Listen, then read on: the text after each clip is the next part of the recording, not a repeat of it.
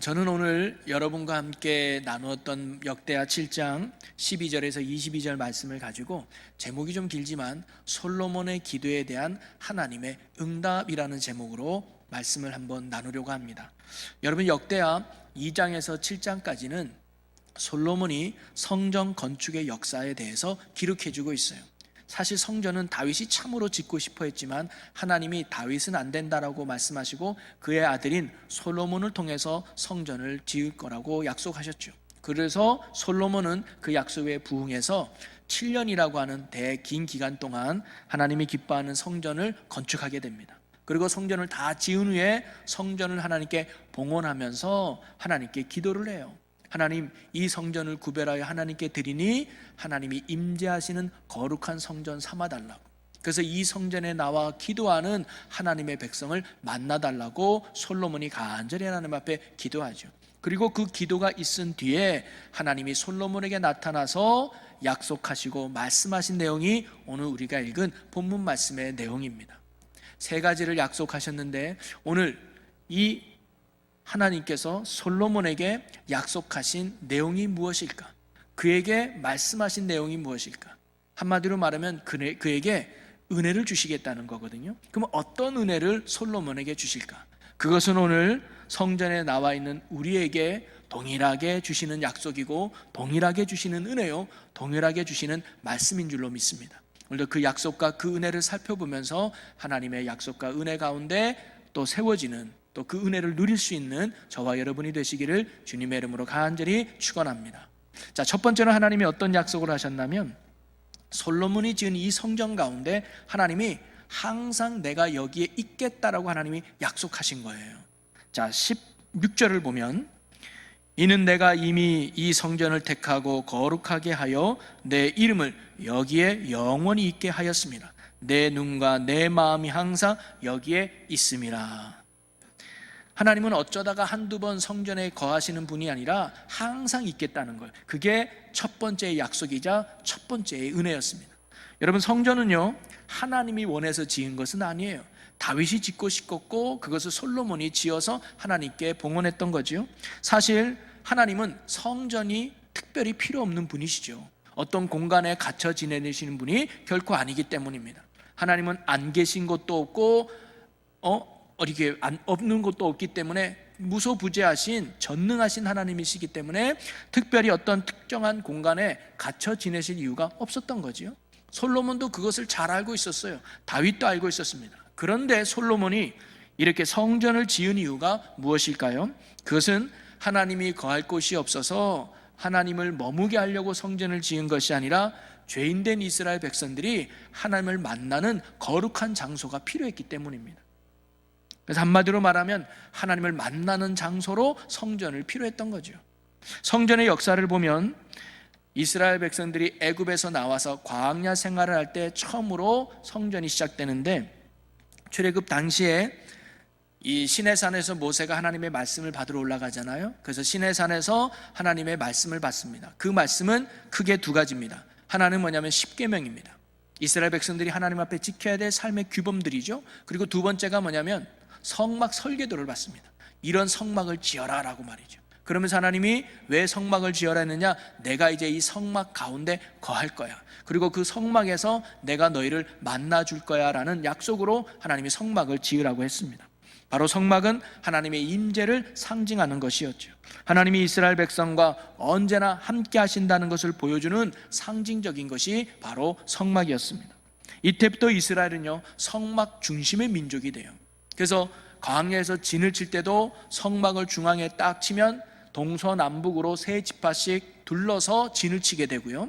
또 이동을 할 때는 제일 먼저 성막이 앞장서서 이동하면 뒤따라서 세 개의 지파씩 네 개의 열로 맞춰서 성막을 뒤따라 이동을 했습니다.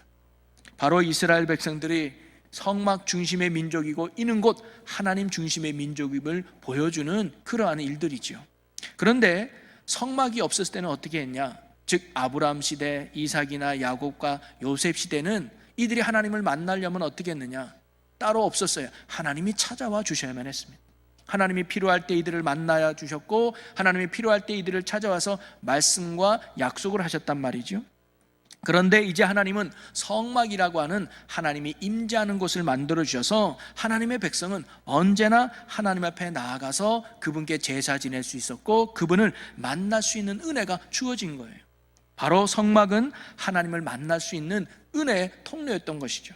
그리고 그 성막이 솔로몬 때 와서 업그레이드 된 거예요. 천조각이 아니라 굉장히 화려하고 튼튼한 건물로 새롭게 업그레이드 돼서 하나님 앞에 봉헌했던 것이죠. 모양과 크기는 달라졌다 할지라도 의미는 동일합니다. 뭐냐? 하나님을 만나는 장소였다는 거예요. 그러기에 솔로몬은 성전을 지은 후에 봉헌하면서 기도하기를, 하나님, 이 성전을 구별하여서 하나님이 임재하셔서 이곳에 나오는 백성들을 하나님이 만나 주시기를 원하는 간절한 기도를 바로 이 솔로몬이 드리게 되죠. 그리고 하나님은 솔로몬의 이런 봉헌 기도를 들으시고 함께 읽었던 16절과 같은 약속을 하신 거예요. 뭐라고 말합니까? 내가 이를 택하여 거룩하게 했다. 수많은 건물들이 있지만 내가 이 건물을 선택했다. 내가 이 건물을 거룩하게 했다. 그러면서 내 이름을 여기에 영원히 있게 하겠다. 내 이름이 영광 받으시고 내 이름이 드러날 곳으로 내가 삼겠다. 그리고 내 눈과 내 마음이 항상 여기에 있겠다. 항상이라는 단어가 중요해요. 어쩌다가 한두 번 하나님이 그곳에 머문다는 것이 아니라 항상 내 눈과 내 마음이 여기에 있을 거라고 하나님이 약속하셨단 말이죠.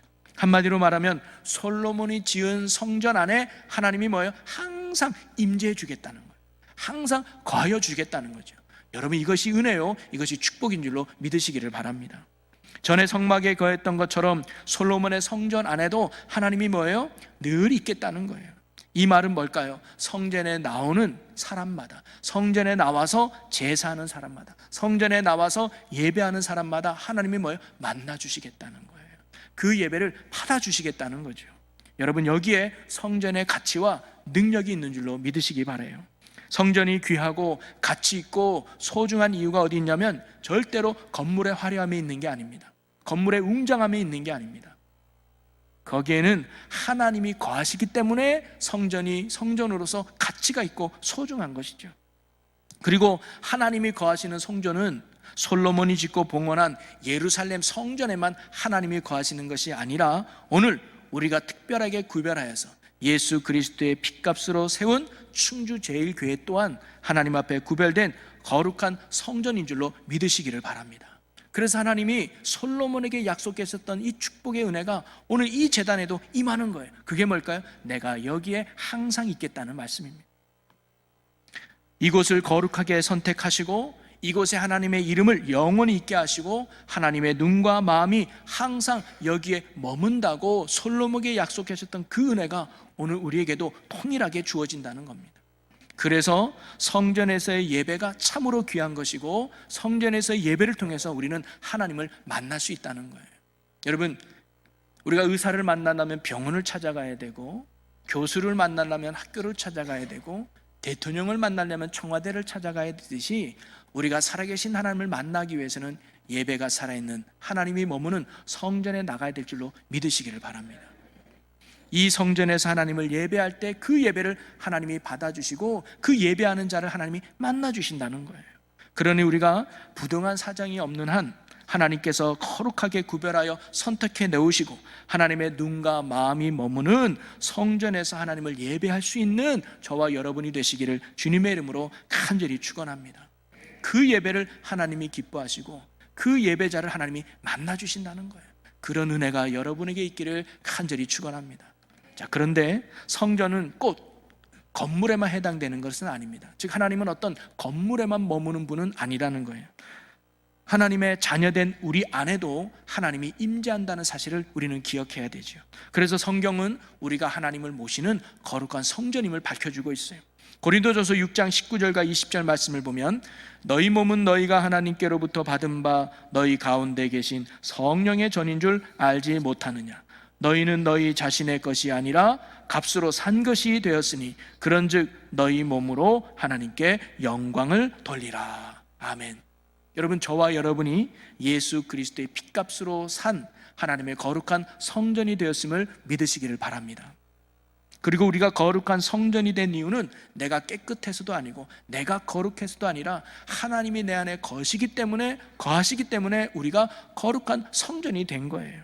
솔로몬이 지은 건물이 성전 될 수 있었던 이유는 건물의 화려함이나 웅장함에 있는 게 결코 아니라 그 건물을 하나님이 선택해서 구별해서 하나님이 임재해 주기로 약속하셨기 때문에 솔로몬이 지은 성전이 성전 될 수 있었던 거죠. 마찬가지입니다. 우리가 하나님이 거하시는 거룩한 성전이 될 수 있었던 이유는 우리가 늘 부족하고 연약하고 못난 우리지만 하나님이 기뻐하고 하나님이 거룩한 성전 될 수 있었던 이유는 하나님이 우리 안에 거해 주시기 때문입니다. 그래서 우리가 성전 되는 거죠. 로마서 5장 1절에 보니까 믿음으로 의롭다 하심을 받았으니 예수 그리스도로 말미암아 하나님과 화평을 누리자.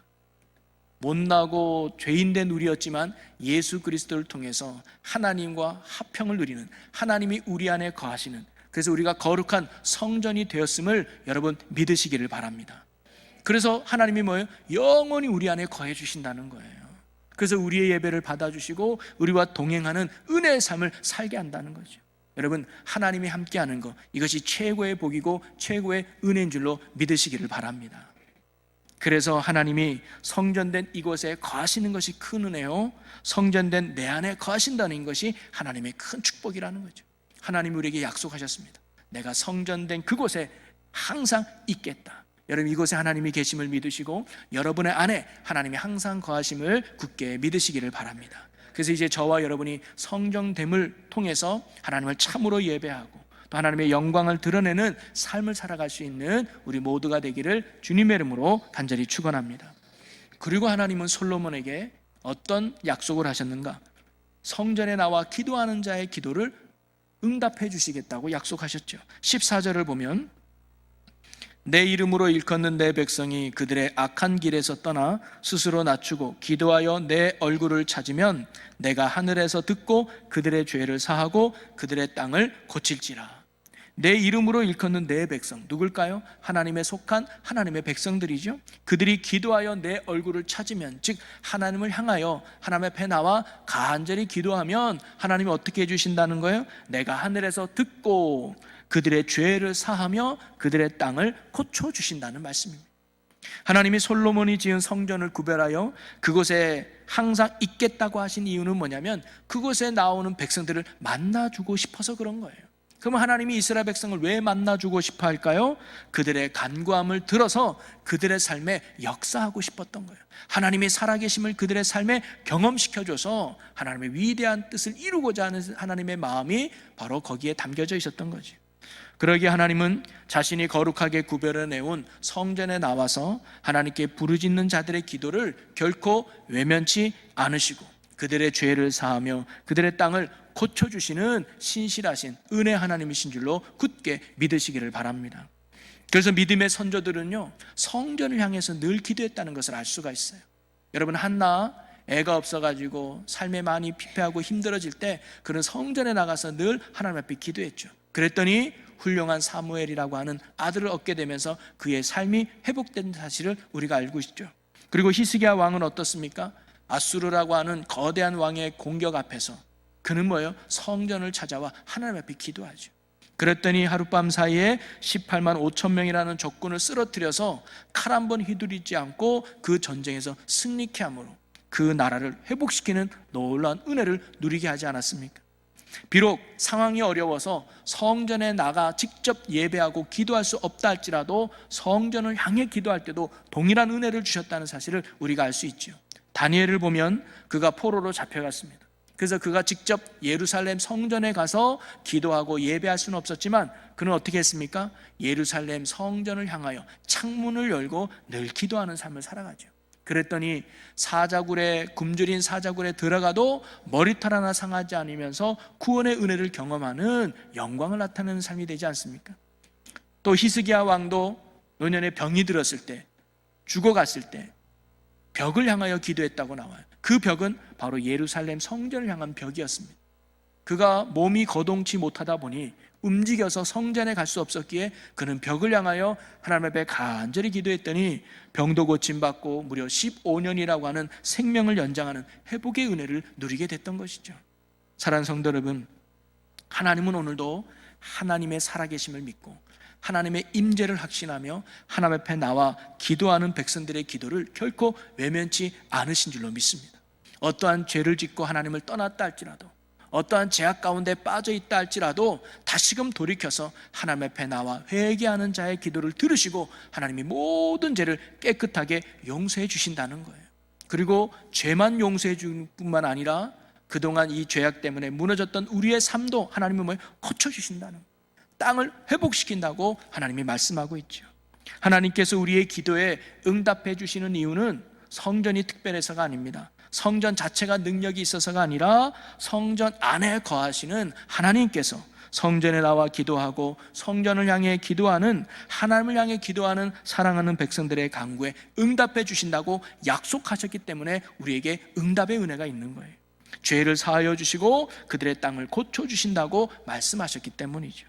그러니 하나님이 특별히 선택하시고 하나님이 거하시는 이 성전에 나와 기도하는 일에 힘쓸 수 있는 여러분 모두가 되시기를 주님의 이름으로 간절히 축원합니다. 그래서 성전에서 기도하는 시간이 있을 때마다 여러분이 나와서 기도하는 게 힘이 되는 거예요. 그리고 하나님은 이렇게 기도에 응답하신다고 말씀하시면서 15절에 이렇게 말씀하셨어요. 15절을 다시 한번 보면 이제 이곳에서 하는 기도에 내가 눈을 들고 귀를 기울이리니 라고 나와요. 저는 내가 눈을 들고 귀 기울이겠다라는 이 말에 한번 주목해 보고 싶은데요, 그냥 이곳에 하는 기도에 내가 응답하겠다라고 말씀하셔도 될 텐데 왜 하나님은 눈을 들고 귀를 기울이겠다라는 표현으로 쓰셨을까요? 이 말의 의미는 뭐냐면 내가 주의 깊게 살피겠다, 내가 관찰하겠다, 이런 의미예요. 그냥 우리의 기도에 응답해 주시면 되는데 왜 기도하는 우리를 주의 깊게 살피고 관찰한다고 말씀하셨을까요? 이것은요, 하나님은 우리의 기도에 무조건 응답해 주신 게 아니라는 거예요. 우리를 살펴보면서 우리에게 정말 필요한 게 뭔지, 우리에게 더 유익한 게 뭔지, 우리에게 선한 것이 무엇인지를 하나님께서 잘 살펴보시고 우리에게 맞게끔 가장 좋은 곳으로 하나님이 응답해 주신다는 거죠. 이는 우리가 간구하는 내용과 하나님의 응답이 다를 수 있다는 겁니다. 그러나 하나님의 그 응답이 내게 가장 선하다는 사실을 우리는 알아야 된다는 거죠. 그러기에 우리가 하나님 앞에 기도할 때 하나님의 이러한 선하신 응답을 기대하며 우리가 기도해야 된다는 것. 때로는 내가 원하는 대로 되지 않아도, 때로는 내 기도 제목대로 이루어지지 않아도 하나님은 가장 선한 것으로 내게 베푸시는 하나님이다, 이 믿음이 참으로 중요하다는 거죠. 여러분, 이영표 선수 잘 아시죠? 2002년 월드컵 때 4강의 주역이 됐죠. 이분이 크리스찬이에요. 그러면서 월드컵을 준비하면서 하나님께 영광을 돌리는 월드컵이 되게 해달라고 막 기도를 했다 그래요. 그래서 어떻게 하면 내가 월드컵을 통해서 하나님의 영광을 돌릴까? 골을 넣어가지고 기도하면 하나님의 영광이 될 수 있겠는데 본인은 공격수가 아니야, 수비수야. 그래도 그런 욕심이 있었어요. 하나님, 내가 골을 넣어서 정말 기도하면서 하나님께 영광을 돌리게 해주세요. 그런데 그렇게 기도하고 있었는데 월드컵을 이틀 앞두고 이영표 선수가 부상을 당하게 됩니다. 월드컵에 출전할 수 없게 된 거예요. 그러니까 이영표 선수가 그날 밤에 하나님 앞에 원망의 기도를 하죠. 하나님, 내가 그렇게 1년 반 동안 힘든 훈련을 견디면서 하나님의 영광을 드러내고자 올림픽을 준비했는데 내가 그 올림픽도 나가지 못하게 됐으니 이거 어떻게 된 겁니까? 하나님, 너무한 거 아니에요? 라면서 하나님 앞에 원망의 기도를 했다 그래요. 그런데 기도하다 보니 하나님께서 자기를 책망하신다는 것을 깨닫게 되고 자기가 얼마나 교만했는지를 발견했대요. 말로는 하나님께 영광을 돌리는 것이지만 그게 내 욕심이었구나. 내 실력을 뽐내서 사람들에게 인정받고 해외 진출하고 내 욕심이었구나. 그러면서 자기를 철저하게 회개했더래요. 그런데 그날 밤에 그렇게 기도하다가 하나님이 이렇게 본인에게 물었대요. 너에게 있어서 지금 제일 중요한 게 뭐냐? 그랬더니 월드컵입니다. 월드컵이죠. 그래? 그러면 너가 나를 위해서 그 월드컵을 포기할 수 있겠니? 물어봐요. 그때 이영표 선수가요, 아무런 망설임 없이 네, 제가 포기할게요. 하나님을 위해서 제가 이 월드컵 포기할게요. 몇 시간만 전화해도 하나님 안 돼요, 왜 이래요? 라고 속상했던 그가 다시금 돌이켜서 월드컵을 하나님 위해서 포기하는 마음을 주셨다는 거예요. 근데 이렇게 내려놓고 나니까 마음이 너무 편하더래요. 근데 그 다음날 다리가 멀쩡해진 거예요. 괜찮아진 거예요. 그래서 걷기도 하고 뛰기도 하니까 그걸 지켜보고 있던 스태프들이 이거 오진된 거 아니야? 다른 병원 가서 다시 한번 진찰 받아보자. 그랬더니 이영표 선수가 아니라고, 괜찮다고. 내가 재활하면 회복될 것 같으니까 괜찮다고. 그래서 병원도 안 가고 담당 의사만 붙여줘가지고 며칠간 재활에 힘썼습니다.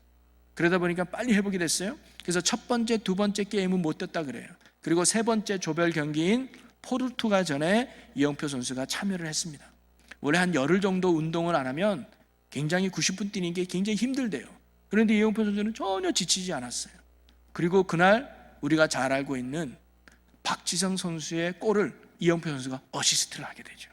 그래서 박지성 선수가 골을 넣고 1대0으로 우리나라가 이기게 되고 16강에 진출하게 됩니다. 그런데 마지막 경기가 다 끝나고 나서 이영표 선수가 하나님께 감사한 거예요. 내가 비록 골을 넣은 선수는 아니지만 내가 이렇게 회복돼서 경기에 임할 수 있다는 것만으로 너무 기쁘다. 그리고 내가 어시스트 한 것만도 너무 기쁘다. 나를 이 자리에 세워주신 하나님께 너무 감사해서 모든 경기가 끝난 후에 운동장 한가운데서 기도를 해요. 그 기도했던 사진 여러분 본 적 있나요? 제가 한번 올려놨습니다. 이 사진, 기도하면서 송조구 소리 같이 기도해. 이게 우리나라뿐만 아니라 전 세계적으로 퍼지면서 하나님의 영광을 드러내는 그런 역사가 이루어지게 됩니다. 이영표 선수는 내가 골을 넣어야지만 뭔가 하나님의 영광이 나타날 수 있다고 생각했는데 하나님은 다른 방법을 쓴 거예요. 그러면서 하나님의 영광이 드러나게 했던 것이죠. 때로는 우리가 기도해도 내가 원하는 대로 되지 않아도 여러분 하나님이 가장 좋은 응답으로 이끌어 가고 있다는 사실을 여러분 굳게 믿으시기를 바랍니다. 오늘도 성전에 나와서 살아계신 하나님을 향하여 간절히 기도하는 자녀들의 기도를 하나님이 늘 귀 기울여 주고 계시는 거예요. 눈을 들어 보고 계신다는 거죠. 그리고 우리에게 가장 좋을 때에 가장 좋은 곳으로 반드시 응답해 주실 것입니다. 이런 하나님이 거하시는 성전에 나와 기도함으로 이런 하나님의 구원의 은혜와 회복의 은혜를 누리는 여러분 모두가 되시길 주의 이름으로 간절히 축원합니다. 그리고 또 하나 하나님은 솔로몬에게 축복을 약속하시는데 그게 뭐냐면 너의 왕위를 견고하게 해주겠다는 거예요. 자, 18절 말씀을 보면 내가 내 나라 왕위를 견고하게 하되 전에 내가 내 아버지 다윗과 언약하기를 이스라엘을 다스릴 자가 내게서 끊어지지 아니하리라 한 대로 하리라. 즉 다윗에게 약속하셨던 것처럼 네 왕위가 끊어지지 않도록 내가 약속하겠다라는 축복의 약속을 하신 거예요. 여러분 왕위가 계속 끊어지지 않고 계승되거나 나라가 무너지지 않고 견고해지려면 군사력도 좀 있어야 되고 경제력도 있어야 되고 정치력도 있어야 되는데 하나님께서 그거와는 상관없이 내가 내 나라를 견고하게 해주겠다는 말씀은 어떤 의미일까요? 바로 한 나라의 흥왕성쇠는 하나님께 달려있다는 사실을 지금 말씀해주고 있는 겁니다. 나라가 잘 세워지고 견고하는 데는 정치적, 군사력, 경제력이 중요한 것이 아니라 바로 하나님의 손에 달려있다는 말씀이죠. 하나님이 붙들어 주시고 하나님이 지켜주시면 어떤 나라도 흔들지 못하는 견고한 나라로 굳게 세워진다는 말씀입니다. 여러분 이것은요 솔로몬에게 뿐만 아니라 오늘 우리도 마찬가지입니다. 내 한 사람의 인생이 세워지는 것, 가정이 꾸려지는 것, 이 나라가 견고하게 되는 데는 하나님께 있는 줄로 믿으시기를 바랍니다. 솔로몬에게 약속했던 경고케 하시는 그 은혜가 오늘 저와 여러분에게도 이루어지기를 주님의 이름으로 간절히 소망합니다. 여러분의 인생이 하나님으로 인해서 더욱 견고해지기를 바라고 여러분의 가정이 하나님으로 인해서 더욱 붙들어지기를 바라고 우리가 살아가는 이 나라 이 민족이 하나님의 은혜로 말미암아 더욱 견고해지고 굳게 세워지는 복된 나라가 되기를 주님의 이름으로 간절히 축원합니다. 자, 그러나 하나님의 이러한 축복과 약속 중에 중요한 사실이 하나 숨겨져 있는데 그게 17절입니다. 우리 17절 말씀을 같이 읽어봅니다. 내가 만일 내 앞에서 행하기를 내 아버지 다윗이 행한 것 같이 하여 내가 내게 명령한 모든 것을 행하여 내 율례와 법도를 지키면 어떻게 한다는 거예요? 18절 내 왕위를 견고하게 해주겠다는 거예요. 여러분 솔로몬에게 약속했던 왕위를 견고하게 하신다는 약속은 다윗 때부터 하신 약속이에요. 그래서 다윗은 그 약속의 성취를 이뤄서 솔로몬에게까지 그 왕위가 이어진 거 아니에요? 즉 다윗에게 하신 약속을 하나님이 이루어 준 거예요. 왜? 다윗이 하나님 앞에 정직하고 하나님의 말씀에 신실하게 살았기 때문에 하나님이 그에게 약속을 지켜줬던 거죠. 그와 마찬가지로 솔로몬 너도 다윗 왕처럼 나를 왕으로 섬기고 네 삶에 항상 내 말씀을 따르는 신실한 믿음의 삶을 살아간다면 다윗에게 약속했던 것처럼 너에게도 동일한 약속이 이루어지도록 내가 너를 축복할 거야 라고 하나님이 말씀하신 겁니다. 그런데 만약 그렇게 하나님을 인정하지도 않고 하나님의 말씀을 따르지도 않고 다른 우상을 섬긴다면 나는 너를 그 땅에서 뽑아낼 것이고 성전에서 내가 떠날 것이고 오히려 많은 사람들의 웃음거리가 되게 할 거야 라고 하나님이 19절과 20절에서 말씀하고 계시죠. 여러분, 이 말씀은 오늘 우리에게 참으로 중요한 교훈을 주고 있습니다. 그것은 뭐냐면 아무리 우리가 성전에 나와서 최고의 예배를 하나님께 드렸다 하더라도, 우리가 성전에 나와서 밤새도록 부르짖고 기도했다 할지라도 우리의 삶이 하나님을 왕으로 인정하지 않고 하나님을 내 삶의 주인으로 인정하지 않고 하나님의 말씀을 따르지 않는 불순종과 불신앙의 삶을 살아간다면 하나님이 우리의 예배를 받지 않으시고 우리를 만나주지 않겠다는 거예요. 우리의 기도에도 응답해 주지 않겠다는 말씀이죠. 그러기에 우리가 하나님을 만남에 있어서 성전을 건축하는 것보다 더 중요한 게 뭐냐? 바로 우리의 삶 속에서 하나님을 왕으로 인정하고 그 말씀대로 살아가는 삶이 뒷받침돼야 된다는 사실을 오늘 우리에게 가르쳐주고 있는 것입니다. 사랑하는 성도 여러분, 성전은 하나님이 항상 거하시는 거룩한 곳이죠. 그러기에 이곳에 드리는 예배를 하나님이 받아주시고 이곳에서 드리는 예배자를 하나님이 분명히 만나 주실 것입니다. 그리고 이 성전에서 드리는 그 기도에 하나님이 분명히 응답해 주셔서 죄를 사하고 우리의 땅을 고쳐 우리의 인생을 회복시켜 주실 것입니다. 그러나 아무리 잘 지은 성전이라 할지라도 하나님이 떠나면 아무 소용이 없는 거예요. 하나님이 떠난 그곳의 예배가 무슨 의미가 있고 하나님이 떠난 그곳에 무슨 기도가 응답이 있겠습니까? 그러기에 우리가 신경 써야 될 것은 뭐냐면 하나님이 이 성전에 계속 계실 수 있도록, 하나님이 내 안에 계속 머물 수 있도록 뭐예요? 내 삶을 하나님이 원하는 거룩한 삶으로 살아가야 된다는 거죠. 하나님이 나의 주인임을 인정하고 하나님이 내 삶의 왕임을 인정하고 교회 안에서만 하나님을 왕으로 따르는 자가 아니라 교회 밖에서도 하나님이 내 왕임을 인정하고 말씀대로 따라 순종할 때 우리가 성전에 나와 예배드릴 때 하나님이 그 예배를 받아주시고 성전에 나와 기도하는 그 기도에 하나님이 놀라운 응답을 우리에게 주신다는 사실입니다. 그러기에 저와 여러분이 이름만 성전이 성도가 아니라 하나님이 거하실 수 있도록, 하나님이 함께 하실 수 있도록 우리의 삶에서 하나님을 왕으로 인정하고 왕 대신 하나님의 말씀을 온전히 따르는 순종으로 살아갈 수 있는 저와 여러분이 되시기를 주님의 이름으로 간절히 축원합니다. 그래야 하나님이 오늘 솔로몬에게 약속하셨던 이 축복의 약속이 오늘 우리에게도 일어나는 그런 복된 삶을 살아갈 수 있는 우리 모두가 되기를 주님의 이름으로 간절히 축원합니다. 우리 기도하겠습니다. 사랑과 은혜의 아버지 하나님, 솔로몬에게 하신 약속은 오늘 우리에게 하신 약속임을 믿습니다. 100여 년 전에 예수님의 핏값으로 구별하여 지은 이 성전에도 하나님이 항상 거하여 주시는 줄로 믿습니다. 이곳에서 드리는 우리의 예배 속에서 만나주시고 이곳에서 드리는 모든 기대에 응답해 주셔서 우리의 죄를 사하시고 우리의 땅을 고쳐 주시옵소서. 솔로몬의 왕위를 견고하게 하신다고 약속하셨듯이 우리의 삶과 가정과 이 나라도 주님의 능력과 은혜로 견고하게 굳게 붙잡아 주시옵소서. 그러나 무엇보다 우리의 성전에 하나님이 항상 거하실 수 있도록, 우리의 삶에 하나님이 항상 역사하실 수 있도록 하나님을 왕으로 인정하고 하나님의 뜻과 말씀을 따르는 믿음과 순종의 삶을 살아가는 저희들이 되게 하여 주시옵소서. 오늘도 우리가 따르며 살아가야 될 우리 주 예수 그리스도의 이름으로 기도하옵나이다. 아멘.